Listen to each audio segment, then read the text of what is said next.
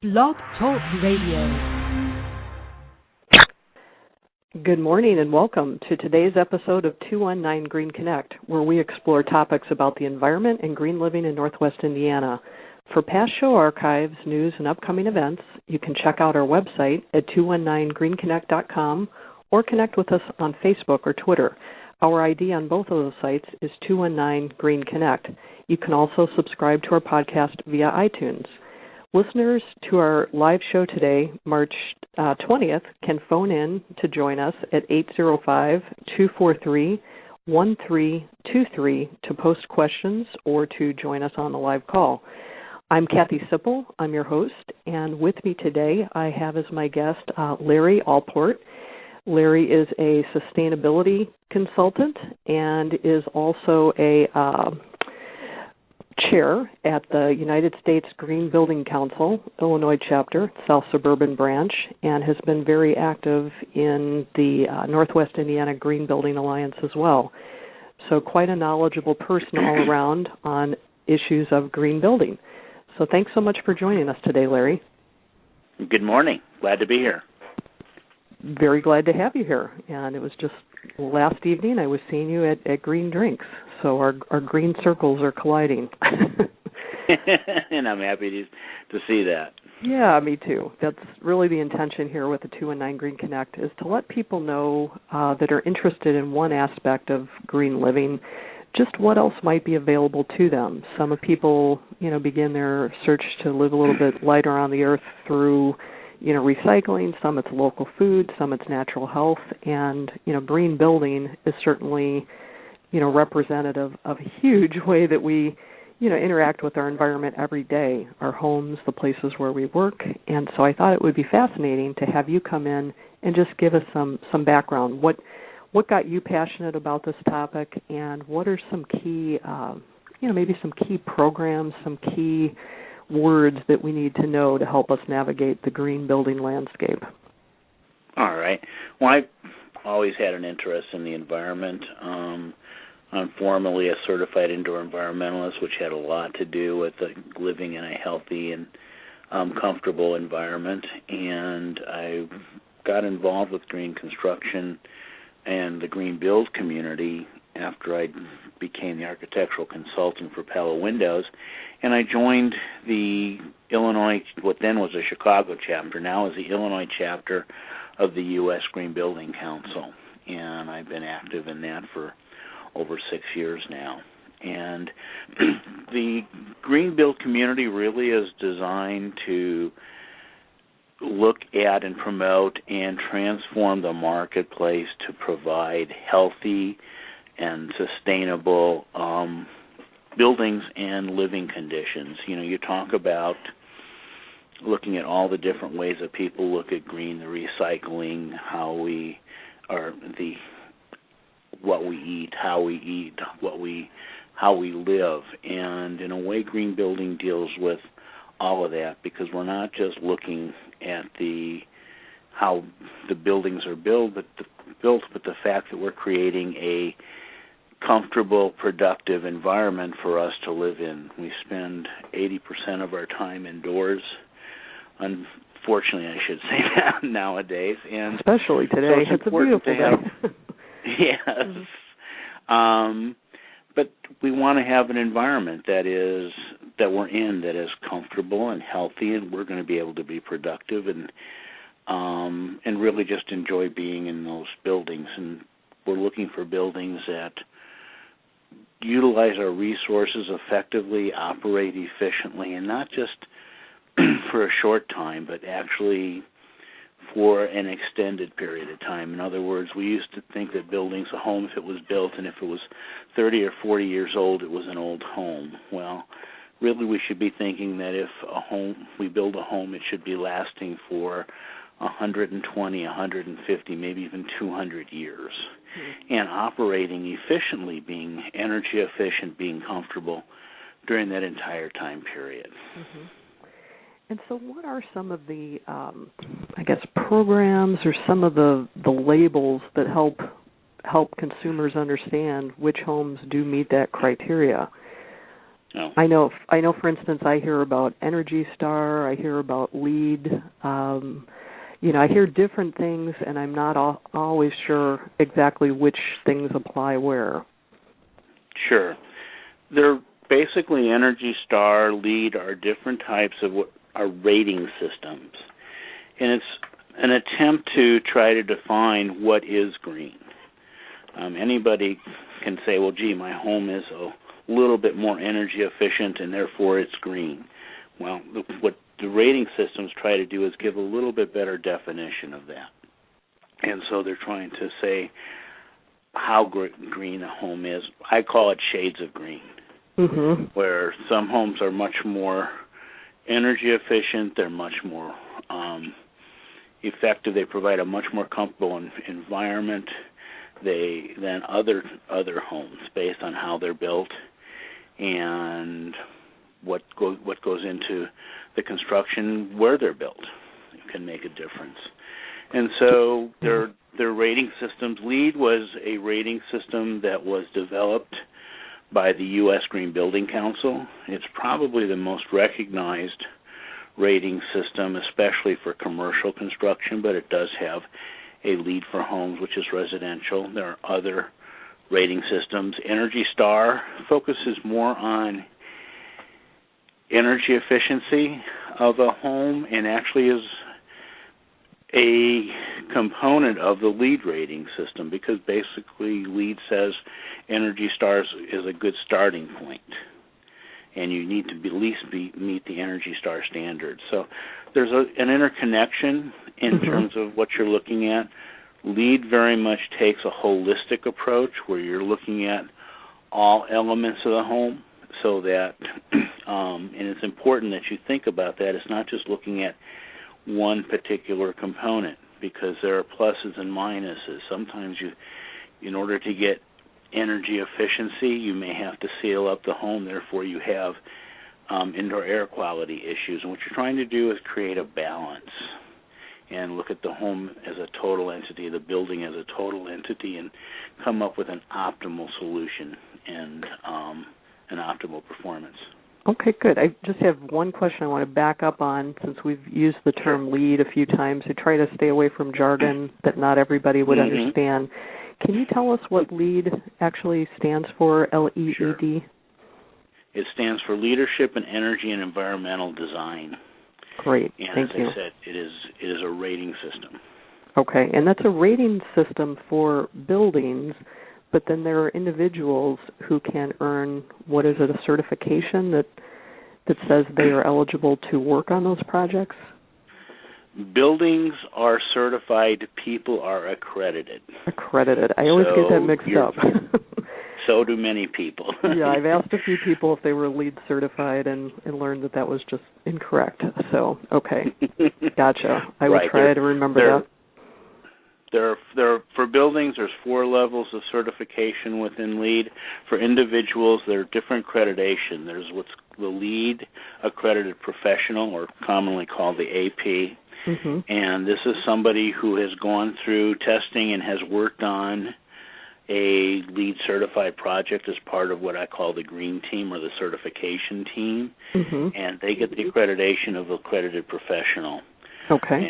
And another designation, which I have, is called the Green Associate. And basically this is for people who are in the process of becoming an AP, or somebody who is knowledgeable about green construction, knowledgeable about the LEED rating system, but isn't a person who is going to be working on a certification team. And so the Green Associate designated, really, it was designed for people who work in the industry but aren't part of the design and certification teams. Gotcha. So would that help you then as a supplier, just to better understand the team who is putting those specs together, or to be better aligned with their values? Well, it actually is something that can benefit anybody. It basically represents a certain knowledge level about the green build community, about the green build process, what is a green building, understanding the rating system, the LEED rating system. So somebody who is a green associate is going to be very knowledgeable about sustainable building. Right. And so just that the AP is just going to take that up to another level.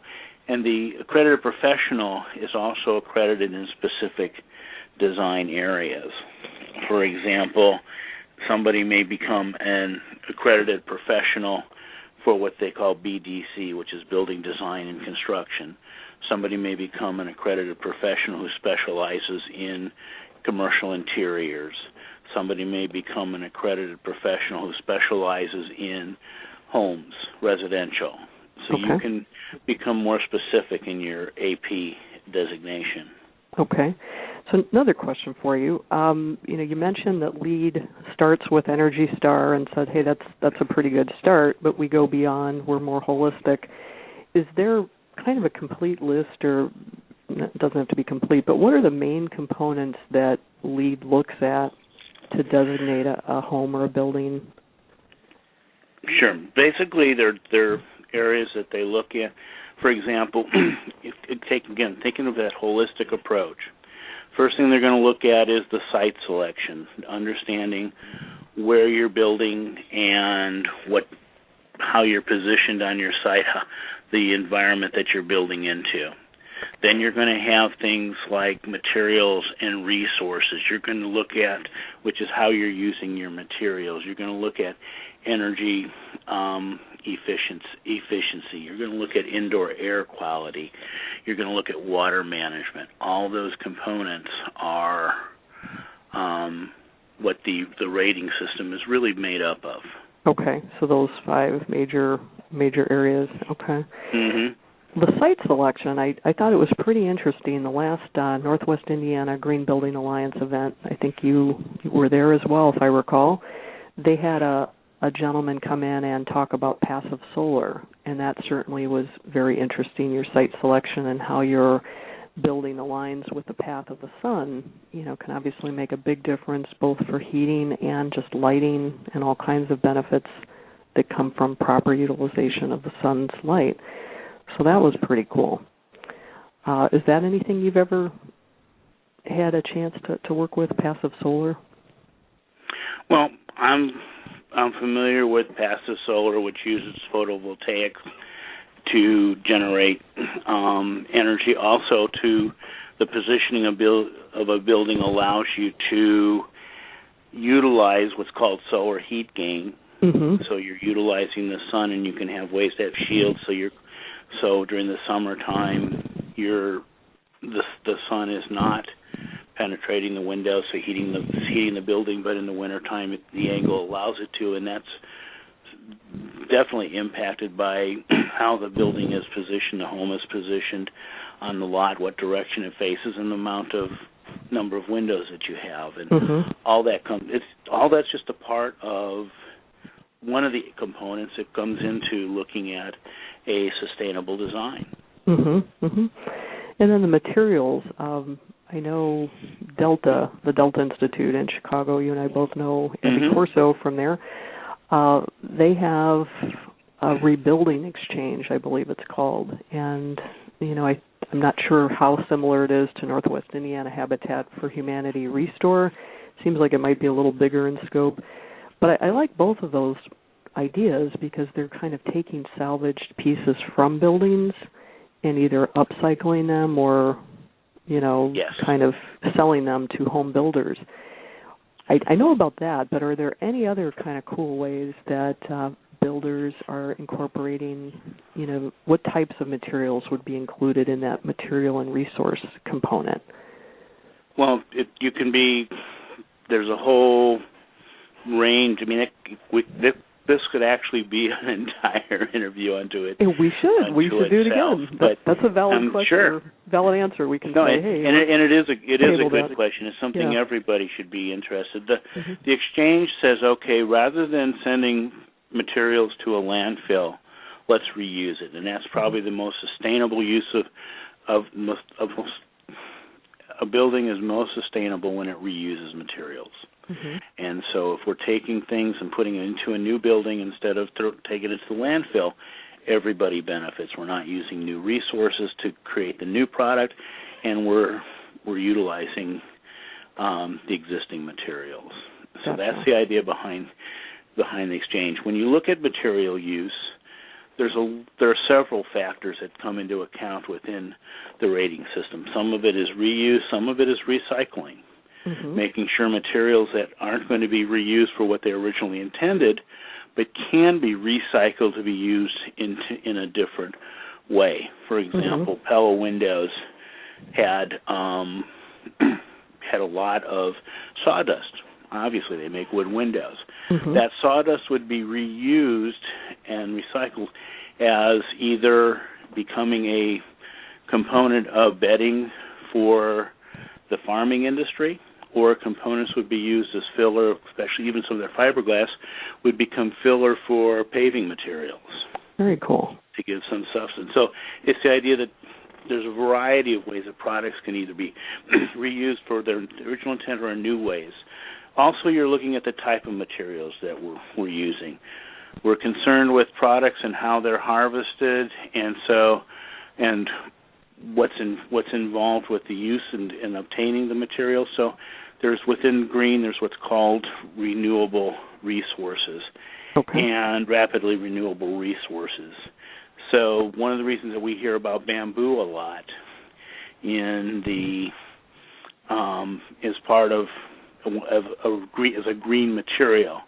Well, bamboo is strong, but it's really a grass, so it grows rapidly, and therefore it can be replenished quickly. And as opposed to cutting down a tree, which takes 30 years, 40 years to replenish, we can have a bamboo in a matter of replenished in a few years. Yeah, I also like you that. Look at mature. I like that very much. The only caveat I've heard is that when forests are wiped out to make room for all bamboo, then that could be a little bit dangerous. And getting a bamboo monoculture of things that can be grown very quickly doesn't mean get rid of all the trees. Exactly. I mean, part of it. I mean, everything is based upon balance, and really. Remember when I was talking about the holistic approach, that there can be pros and cons.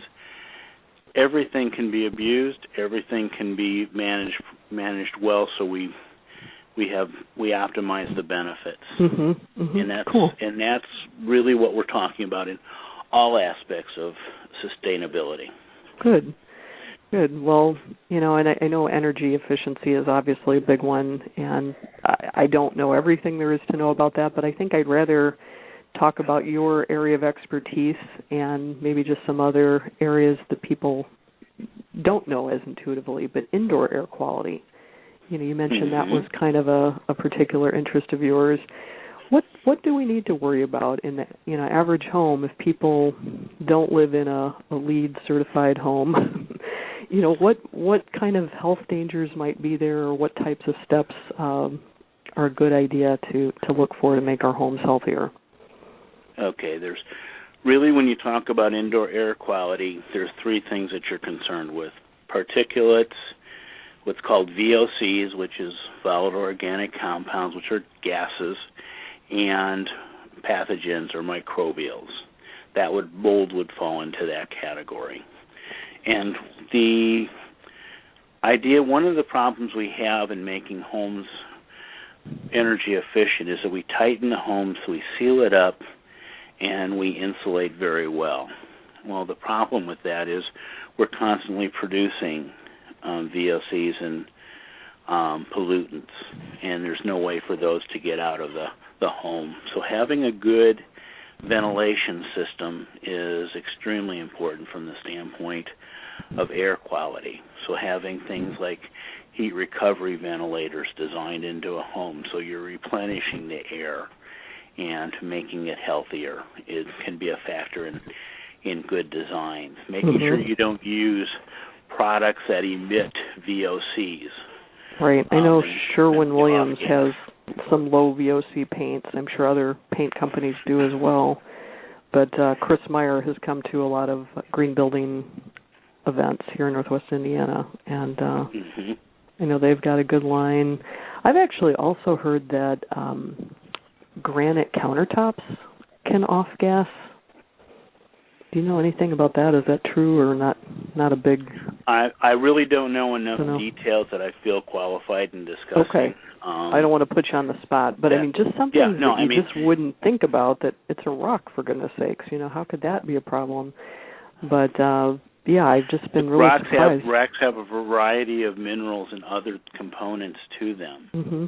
And so there conceivably could be off-gassing. It could be also the granite could be sealed in some way, and materials could be added to the, or coated on the granite that could have an effect on the for off-gassing. I'm not an expert in that area, so I can't really address that specifically, but I could see where that could be an issue. My husband actually does countertops and cabinets, so that's one area I might know a little bit. But they've got some interesting building products in that regard. There's something called papercrete, and it's just like paper concrete or paper stone, I believe it is, and you would not believe paper could be this hard enough to be made, into a counter, but it's almost like a granite, a little more not a shiny, but really beautiful. I've seen concrete used as countertops, and that's been very, very nice. And then there's kind of a soy product that I believe is USDA preferred, but it's not, I don't know. I'm at the end of my knowledge here, so I probably shouldn't say any more. But I think it's just very interesting what they're coming up with in terms of, interesting. One of the real successes of LEED and rating systems, and LEED really was the precursor to other elements. One of the purposes of the rating system is to transform the marketplace and to create a demand for sustainability, and that's really, really happening. It's very difficult to open a magazine and not see some kind of ad for a green product or a claim about being green. And so as the demand increases, as people become aware of the need for sustainability, more and more products are being developed. The markets are there, and capitalism free market takes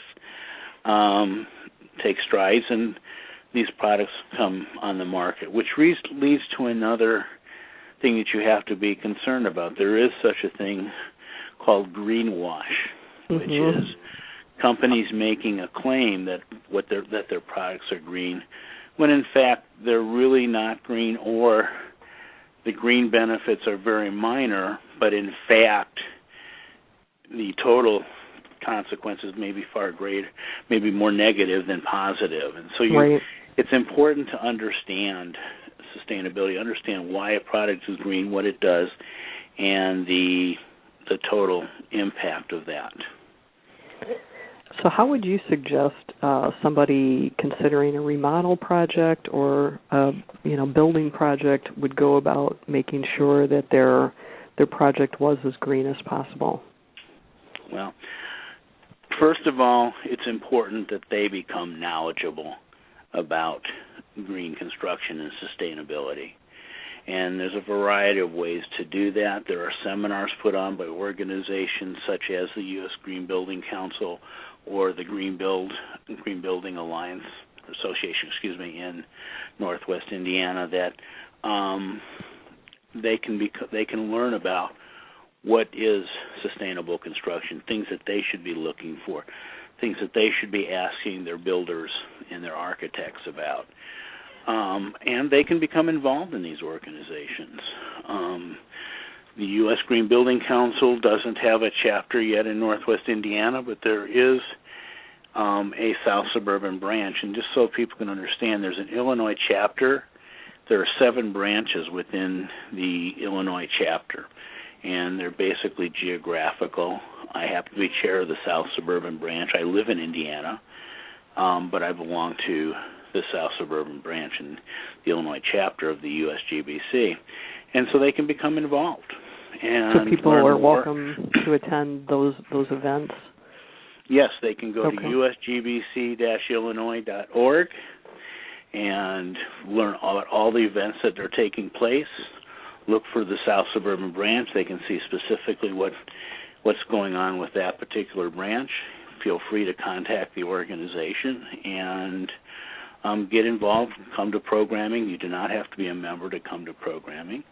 And you can begin learning about what sustainability is all about. Great. I'd like to give a shout-out, too, just for some web resources. We've mentioned the Northwest Indiana Green Building Alliance, and they do have a website. It's nwigreenbuildingalliance.com. There's not a whole lot on it right now, but at least it gives you contact information and info about their upcoming events. They have committed to doing at least a quarterly event that is open to people in the building trades, to consumers, to architects, and to just anybody interested in learning more. And the ones I've attended so far have been very, very good. So in any case, nwigreenbuildingalliance.com, and they also have a Facebook page, and that is facebook.com/NWI Green Building Alliance. Just shout out to for 219 Green Connect. I try to cover information about all of these different topics: green building, green drinks, natural health, all different kinds of things that are going on. So you can also check that out at 219greenconnect.com or on Facebook, facebook.com, /219 Green Connect.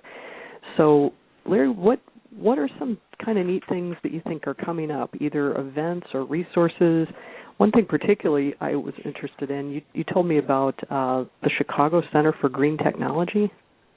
Mm-hmm. I would sure highly cool. recommend it. Yeah.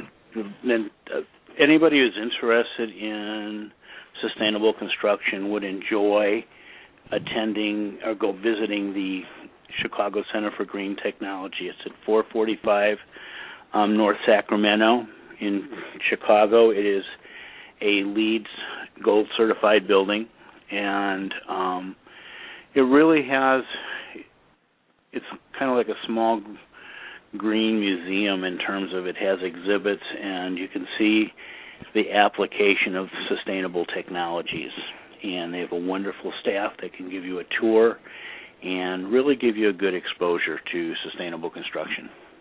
Sounds good. I did try to go on your recommendation and unfortunately got there a little too late in the day. So I saw their parking lot. I do recommend that you go back, and it really is an exposure to so many different elements, from green roofs to wind turbines to dual flush commodes and tech water management technologies. And they have a library showroom which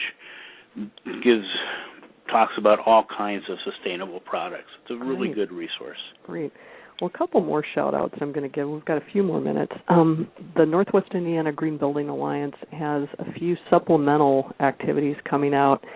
They're a little bit smaller in scale. They typically have their meetings at the Porter County Builders Association right here in Valpo. But they've got a field trip scheduled for March 31st to go down to Purdue and Lafayette and see the students' private tour of the solar home that they built for a competition. If you would like information about that, I know space is limited, but you can email Sarah Oudman, that's Oudman, Oudman at treasurehomesinc.com. And one more, and this is going to be very limited space, the Valparaiso University Solar Concentrator and LEED Platinum Engineering Building renovation private tour is going to be coming up in early May, probably sometime late afternoon. Sarah will have information about that too. So those are all the details available right now. We're just about at the top of the hour, so I want to thank our guest, Larry Alport, again, sustainability consultant and all-around knowledgeable guy about green building, for joining us today. Again, my name is Kathy Sipple, and you've been listening to 219 Green Connect. If you have ideas for future shows, we'd love to hear from you. You can give me a call at 219-462-0600 or drop me a line, Kathy at 219greenconnect.com. Thanks a lot, and make it a green week. Thank you, Kathy. Thank you, Larry.